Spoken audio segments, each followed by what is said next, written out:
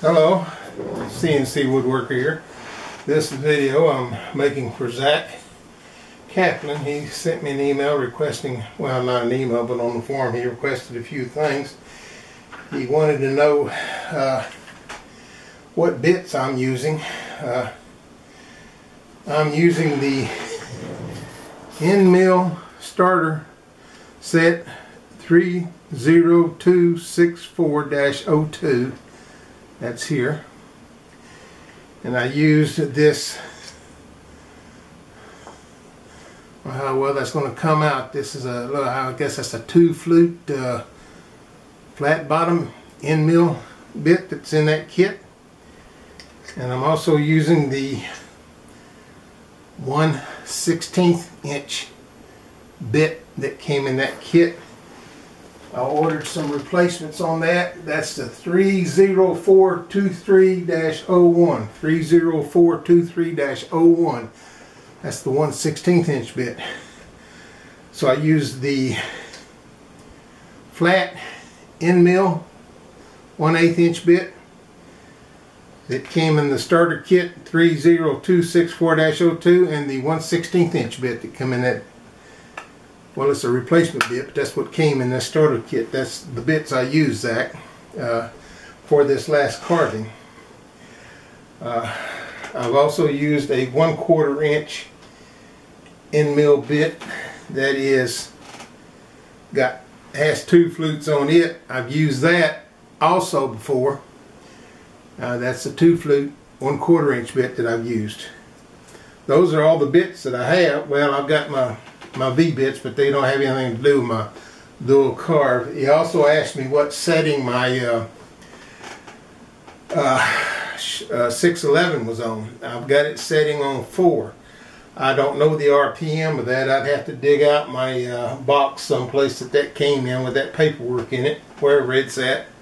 But I've got it setting on 4. I think the settings go from 0 to 6. I'm on 4, which is what, medium high? Whatever RPM that is. That's the setting I'm using for all my carving. I put it on 4 when I got it, and I haven't changed it. I've used it on everything I do. Dual carving and single carving. That's the setting that's on it. I've had a couple of guys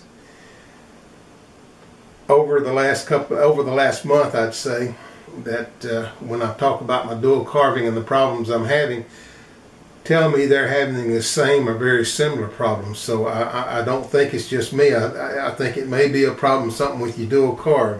That's something that you guys are going to have to work out on your end. But I've had 2 or 3. I just got one just the other day from a fellow said he's having the same problem, and he's the 2nd or 3rd guy that's told me that.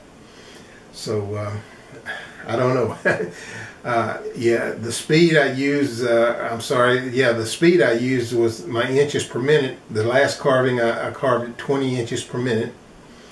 And I think my depth of cut was at 0.020. I had slowed it down that much and used that shallow of a cut to verify. But let me pull that up real quick and see.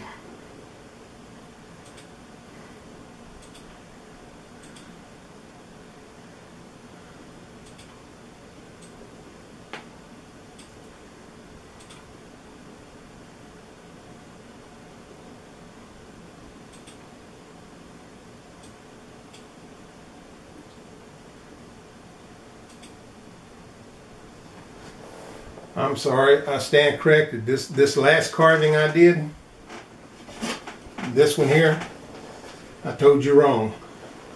I had my setting at 0.025 inches, 0.025 inch, my setting, depth, and the speed was at 40 inches per minute. So this was done at 40 inches per minute at 0.025.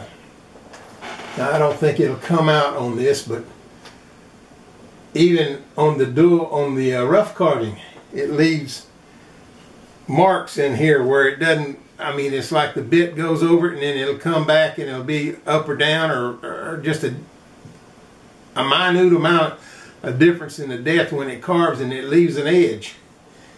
Now I cleaned this up a lot. I took a flat bladed chisel that I had, and I went in here and I cleaned a lot of the rough stuff out, and that was real easy. I just kind of scraped it gently, and it cleaned right up. But you can still see around this slash mark here, it's like a 1/4 inch around here, and you can see the indentation around there. And that was done on the rough carve, and around the Y and around the I, matter of fact, around all the lettering you can see it. It's just not perfectly flat. I mean, from a distance you can't see it, but you get up close to it you can. So I've been having that problem.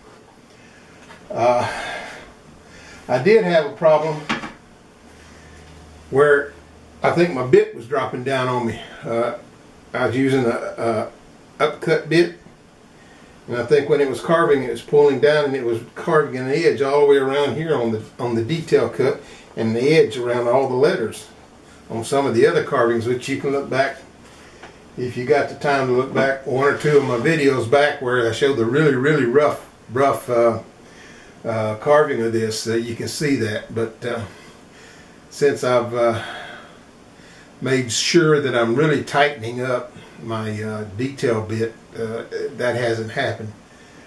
Even though I still get even around these letters, even with that, there's a minute all the way around the W and all the letters. There's just a little, like it's carving just a tad deeper, and I think I'm assuming that's from the way I'm setting my 0, which I use the paper method. I bring it down until I bring it down on 0.1 increments, and then when it gets real close, I change it to 0.01 inches, and bring it down and slide the paper back and forth underneath it till it traps the paper. As soon as it traps the paper, I raise it up 1 increment, pull the paper out, and then lower it back down 1 increment.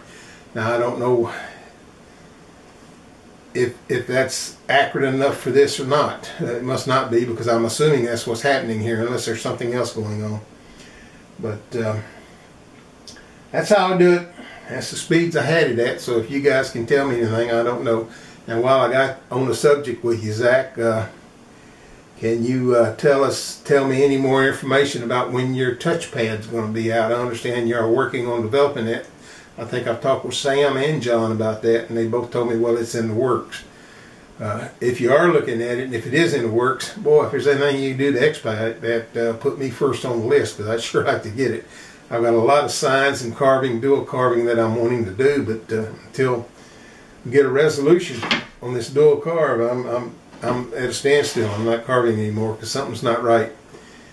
And if it's me, fine, let me know what it is, and I'll be glad to change. But if it's something with the system, then that's something you guys got to work out, of course, on your end. But I do appreciate everything you're doing, Zach. I do appreciate you inquiring and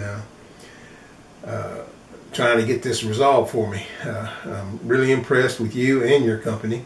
I think you're a fine group, the whole bunch of you, and I'm tickled to death with your machine here. It's fantastic. It's opened up a whole new world of a hobby to me here that I just can't get enough of. I'm in here every day, 6 days, sometimes 7 days a week, several hours a day doing stuff. So anyhow, I thank you again. I hope that's the information you needed, and I hope that you can come with some resolution. So we'll talk to you again later. For now, this is James Mitchell, the CNC Woodworker, and we'll talk to you soon.